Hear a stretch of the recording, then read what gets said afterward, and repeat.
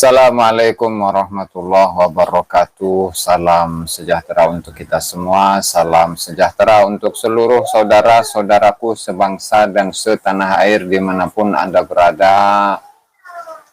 Para pemirsa yang berbahagia, kembali lagi bersama dengan saya Abdul Aziz Jazuli di channel ini. Pada kesempatan yang berbahagia ini, saya akan mengulas satu kitab ya yang disusun oleh Bapak Ustadz Qurtubi Jailani yang berjudul Ihya'ul Mauta fi Ahli Baitil Mustafa wal Mawaddati fil Qurba li Syekh Ahmad Qurtubi Jailani Al-Bantani Al-Qadiri Al-Ash'ari Asy-Syafi'i. Menghidupkan orang-orang yang mati, terjemahnya ya, tentang Ahlu Bait Nabi Muhammad SAW dan juga mawaddah atau cinta kepada kurba. Lalu kemudian yang dimaksud dengan kurba itu apakah habaib gitu ya? Nah, ini yang jadi soal, yang jadi pertanyaan ini. Walhasil saya sudah mencatat beberapa catatan mengenai apa yang dituliskan, yang disusun oleh Bapak Ustadz Qurtubi. Yang di sini saya itu menyimpulkan ada 7 poin dari apa yang saya baca dari kitabnya Bapak Ustadz Qurtubi Jailani. Yang pertama itu adalah mengenai taklid kepada ulama sebelumnya ya. Dan tentu ketika berbicara mengenai taklid, maka kita itu berbicara mengenai usul fikih gitu kan. Jadi untuk taklid itu apa sebenarnya ya? Dan saya bacakan dari kitab ini, Al-Usul At-Talattu fil Usul ila Ta'arruf. Kitabnya ringkas-ringkas saja lah, nggak perlu kitab-kitab yang gede-gede seperti Al-Bahrul Muhit ataupun yang lainnya lah. Cukup pakai kitab-kitab yang tipis-tipis, kitab yang kecil-kecil. Nah, taklid itu apa? Jadi at-taklidu wa huwa akhdhu qaulil ghair min ghairi ma'rifati dalilihi, yaitu mengambil ucapan orang lain tanpa mengetahui dalilnya, yaitu taklid. Artinya ketika yang disampaikan oleh Bapak Ustadz Qurtubi dalam kitab yang disusun ini, yang dikatakan sebagai sebuah apa namanya bom nuklir ya, tapi menurut saya ya bukan bom nuklir, tapi hanya sekedar mercon petasan aja itu mah, mercon cabai atau petasan cabai gitu ya. Jadi itu poin yang pertama, bahwa taklid hanya atau kitab tersebut hanya berisi tentang taklid kepada para ulama-ulama sebelumnya tanpa mengetahui dalil, tanpa mengetahui argumentasi yang digunakan oleh para ulama-ulama tersebut. Kemudian yang kedua itu adalah mengenai framing, bahwa pembatalan Ba'alawi itu adalah perilaku dari seseorang yang bukan aswaja, yang merupakan ya bisa jadi Wahabi gitu, menjadi Syiah atau Khawarij atau apalah liberal ya, kurang lebihnya seperti itu untuk poin yang kedua. Ini saya ringkas saja ini. Nanti akan kita ulas secara detail mengenai apa yang dituliskan oleh Bapak Ustadz Qurtubi dalam kitabnya Ihya'ul Mauta itu ya. Karena aswaja. Oke. 3, mengenai syarat kitab sezaman itu adalah cara-cara baru, cara-cara yang baru yang dibuat-buat tanpa dikonfirmasi oleh para ulama-ulama sebelumnya. Oke, padahal kan yang namanya ilmu nasab itu merupakan bagian dari sejarah. Ketika tidak ada data, ya maka itu tidak bisa dikatakan sebagai sejarah. Ketika tidak ada data mengenai Ubaidillah, mengenai Abdullah, mengenai Ubaid yang dikatakan sebagai imam al-mujtahid, ya kan? Dan juga ketika tidak ada data mengenai kehijrahannya Ahmad bin Isa dari Baghdad, dari Irak ke Hadramut, ketika tidak ada data sama sekali, ya tentunya yang sezaman dengan beliau, yang mendekati beliau, ya maka itu tidak bisa dikatakan sebagai sejarah. Nah, lalu kemudian ketika itu dipercayai oleh ulama-ulama bahwa Ahmad bin Isa itu datang dari Irak ke Hadramut, meskipun ratusan ulama, ketika ulama-ulama itu menyampaikannya itu ratusan tahun setelahnya, ya berarti itu adalah sebuah informasi yang tidak berdasar. Artinya tidak bisa kemudian ulama-ulama yang menyampaikan itu dijadikan sebuah acuan, dijadikan sebagai sebuah sandaran mengenai kebenaran dari informasi tersebut. Jadi bagaimana bisa sebuah sejarah tetapi dia itu tidak memiliki data? Tidak mungkin. Sejarah itu tidak berdasarkan atas data sezaman. Mau itu manuskrip, mau itu inskripsi dari sebuah nisan yang memang diakui oleh para arkeolog, atau misalkan bukti-bukti yang lain lah yang bisa ditelusuri dalam kajian sejarah. Ya artinya di sini tidak bisa dikatakan bahwa untuk kitab sezaman adalah cara-cara yang dibuat-buat. Apalagi kita mengingat bahwasannya nasabnya Balawi itu nasab yang paling sahih sedunia. Coba kita bayangkan, sebuah nasab yang paling sahih sedunia tidak memiliki data, coba. Lalu klaim paling sahih itu dari mana? Kalau bukan dari framingan. Framingan yang dilakukan selama ratusan tahun. Dari masa ke masa, dari generasi ke generasi. Ya otomatis ulama-ulama ya percaya-percaya begitu sajalah. Namanya juga sematan sebuah pujian, ya, pujian yang disematkan, tetapi pujian tersebut hanya sekedar framing saja, dan framingnya itu berjalan ratusan tahun, dan itu tidak memiliki data sama sekali, sumber framingnya itu. Jadi framingnya itu tidak bersumber, tidak memiliki data, tidak bisa diakui dalam buku sejarah. Lalu bagaimana bisa sebuah nasab yang seperti itu dikatakan sebagai nasab yang paling sahih sedunia? Itu kan aneh sebenarnya, ya. Kemudian selanjutnya adalah mengenai kitab Asy-Syajarah Al-Mubarakah yang tidak menyebut Ubaid. Nah, jadi di sini memang mengakui Ustaz Qurtubi bahwa Syajarah Al-Mubarakah tidak menyebut Ubaid. Tidak menyebut Ubaidillah, tidak menyebut Abdullah. Tetapi sebaliknya orang yang mentahqiq kitab Asy-Syajarah Al-Mubarakah yaitu Syekh Said Mahdi Ar-Raja itu mengisbat nasabnya. Ya, sebenarnya ini ya nggak apple to apple gitu. Kenapa? Karena yang dilihat itu adalah bagaimana Mahdi Rojai itu bisa mampu untuk mendatangkan argumentasi, mampu untuk mendatangkan data yang menunjukkan bahwa benar Ubaidillah ini adalah tokoh yang ada. Kemudian kehijrahan dari Ahmad bin Isa itu bisa dibuktikan. Dari Irak ke mana? Ke Hadramut itu bisa dibuktikan. Nah, tetapi pada kenyataannya Mahdi Roja itu tidak membawa itu. Sehingga meskipun ada ratusan ulama, ratusan ahli nasab yang mengakui akan nasabnya Balawi itu ya percuma. Kemudian mengenai usul fikih yang nanti akan kita ulas, ya. Mungkin di sini rada panjang, ini mohon disiapkan kopinya. Oke, yang mengenai kaidah khusus itu.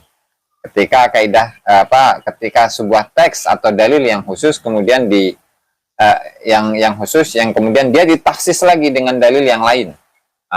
Nanti kita lihat bagaimana apakah kaidah fikih tersebut, kaidah usul fikih tersebut itu bisa diaplikasikan kepada nasabnya Balawi, atau jangan-jangan penulis dari kitab Ihyaul Mauta ini tidak memahami kaidah itu dan salah dalam memberikan contoh untuk kaidah tersebut. Mari kita lihat, ya.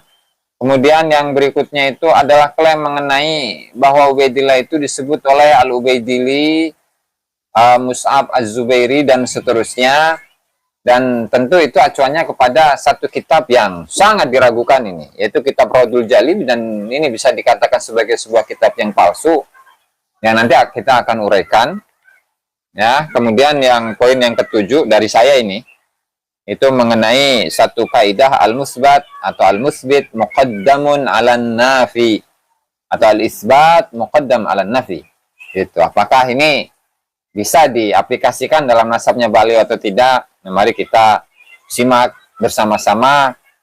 Dan pada kesimpulannya adalah di sini dalam kitabnya Bapak Ustadz Qurtubi itu menyebutkan 20 poin sebenarnya. Banyak itu, banyak. 20 20 poin dari apa yang dikatakan sebagai sebuah petasan bom nuklir yang kemudian digadang-gadang bisa meruntuhkan tesis dari Kiai Haji Imaduddin Usman Al-Bantani ya, dalam berbagai macam tulisan atau dalam berbagai macam karya-karya yang ditulis oleh Kiai Haji Imaduddin Usman Al-Bantani dalam kitab-kitab beliau atau buku-buku beliau mengenai nasab Ba'lawi ya. Oke. Jadi dalam pasal yang ini, pasal yang ke-6 mengenai penolakan atas kesesatan-kesesatan. Ngeri. Rod membantah kesesatan-kesesatan Imaduddin bin Sarman At-Ta'in. Ngeri. Oke, yang pertama poinnya ini mungkin saya bacakan satu persatu tanpa saya tampilkan teksnya, tapi saya terjemahkan ke dalam bahasa Indonesia saja. Bahwa Kiai Haji Imaduddin ini dalam sebagian ceramahnya itu dengan lantangnya, kemudian dengan fanatiknya yang buta itu untuk menghilangkan husnudzon kepada Ba'lawi. Aduh, ya itu satu ya. Artinya di situ ada komentar dari Bapak Ustadz Qurtubi Jailani mengenai Kiai Haji Imaduddin atau salah satu ceramah dari Kiai Haji Imaduddin Usman Al-Bantani. Itu satu tuh. Dengan poin yang kedua, karena di sini ada 20 poin ini ya. Tadi 20 dalil lah. 20 dalil. Tapi apakah ini kemudian bisa disebut sebagai dalil atau tidak ini? Aduh. Dan yang kedua, Kiai Imad itu disifati sebagai orang yang sombong. Kenapa? Karena meskipun orang-orang itu atau para ulama-ulama sedunia, tingkat dunia memberikan fatwa akan kebenaran dari nasabnya Ba'lawi, maka tetap akan ditolak. Dan tentu hal ini sudah diklarifikasi oleh Kiai Haji Imaduddin, artinya ketika mereka itu menyatakan bahwa nasab Ba'lawi adalah nasab yang paling sahih, nasab yang sahih, nasab yang sabit tetapi tidak membawa dalil, ya maka percuma. Meskipun mereka jumlahnya ada puluhan, ratusan, ribuan, ratusan ribu, bahkan jutaan sekalipun, ketika mereka mengesahkan nasabnya Ba'lawi tanpa ada dalil, tanpa ada bukti akan kesejarahan dari Ubaidillah dan kesejarahan dari kehijrahannya Ahmad bin Isa dari Irak ke Hadramut, maka percuma, akan ditolak. Dan itu sudah diklarifikasi oleh Kiai Haji Imaduddin Usman Al-Bantani. Kedua tuh. Kemudian yang ketiga, bahwa Kiai Imad itu disifati dengan Al-Kaburi. Ya, itulah framing tadi yang saya katakan. Hanya framing saja, tanpa ada dalil. Aduh, masalah. Yang keempat, di mana Kiai Imad itu mengharamkan untuk mencium tangan Habib-Habib Ba'lawi. Gitu. Nah, kemudian di situ ada jawabannya gitu kan. Oke, itu dalil yang ke berapa ini? Keempat. Kemudian yang kelima, Kiai Imad itu mengharamkan perempuan-perempuan Indonesia itu dinikahi oleh laki-laki dari Habib-Habib itu. Itu dalil kelima ya. Aduh, masalah. Yang keenam, Kiai Imad itu mengharamkan memberi gelar kepada para Habib itu dengan gelar Sayyid, Syarif, atau Habib, ya kan? Nah, kemudian Kiai Ustadz Qurtubi Jailani itu menjawabnya dengan beberapa kutipan dari Imam Al-Munawi ataupun yang lainnya lah. Ketujuh, maka dengan mengutip dari risalahnya Kiai Imad ini, Al-Mawahibul Ladunia ya, bahwa faliyati bidalilin syar'i, maka barang siapa yang menyatakan bahwa gelar Habib itu merupakan dalil syar'i, ya maka datangkanlah dengan dalil syar'i. Ya karena di generasi-generasi awal itu memang untuk keturunan Rasulullah Shallallahu Alaihi Wasallam melalui jalur Sayyidah Fatimah Zahra, melalui Sayyidina Hasan dan Sayyidina Husain itu tidak ada yang bergelar Habib. Nah, jelas tidak ada yang bergelar Habib karena mayoritas yang bergelar dari kalangan dzurriyyah Rasulullah Shallallahu Alaihi Wasallam itu adalah gelar Sayyid dan Syarif dan bukan Habib. Nah, itu untuk yang ke berapa tadi? 6 ya, 7, maaf, 7. Kemudian yang ke-8 nih, ke-8. Jawaban untuk statement Kiai Imad yang menyatakan bahwa Habib itu tidak dikenal dalam syariat Islam. Bahkan yang ada dalam Al-Quran itu bahwa Yahudi dan Nasrani mereka menyatakan diri mereka sebagai para Habib. Dengan dalil waqalatil yahudu wan nasara nahnu abna'ullahi wa ahibba'uh. Sementara dalam syariat Islam itu tidak ada. Kemudian di sini Ustadz Qurtubi itu mengutip statement dari siapa namanya Syekh Muhammad Nawawi Al-Bantani, ya, yaitu ketika menggunakan atau mensyarahi Al-Habib ay Al-Mahbub, ay As-Sayyid, itu ay Al-Mahbub, As-Sayyid Abdullah Al-Haddad. Paling itu aja itu dalilnya ya teman-teman ya, dan ini sudah diulas oleh sahabat-sahabat mengenai statement yang disampaikan oleh Syekh Muhammad Nawawi Al-Bantani dalam kitabnya Uqudul Lujain, Syarah Uqudul Lujain ya. Oke, yang berikutnya yang ke-9 nih, 9.